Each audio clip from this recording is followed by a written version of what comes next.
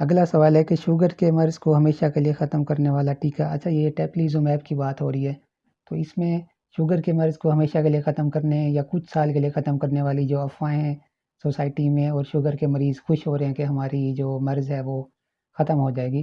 तो इसके लिए कुछ चीज़ें हैं जो आपको पता होनी चाहिए, जो चीज़ें रियलिटी बेसिस के ऊपर हैं। सबसे पहली बात तो ये है कि ये टीका सिर्फ़ उन लोगों के लिए है जिनको टाइप 1 डायबिटीज़ मेलाइटस है। हमारे पास 90% जो मरीज़ आते हैं वो टाइप 2 डायबिटीज़ के होते हैं, जिनमें इस टीके का कोई भी रोल नहीं है।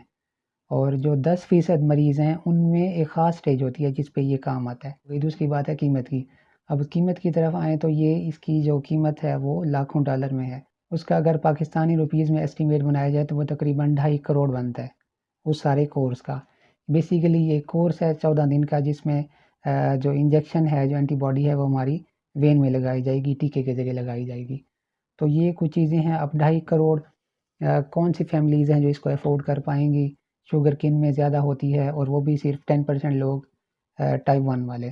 तो इसलिए ऐसी चीज़ों पे जो है ना रिलाई करना, या उस आप सोचें कि जो है ना शुगर को चलने देते हैं, या हम जो खाना-पीना है उस पे ध्यान नहीं देते, एक्सरसाइज़ पे ध्यान नहीं देते, या और काम हमने नहीं करने क्योंकि इंजेक्शन मार्केट में आ रहा है जो हमारी शुगर ठीक कर देगा, तो ऐसा कुछ नहीं है।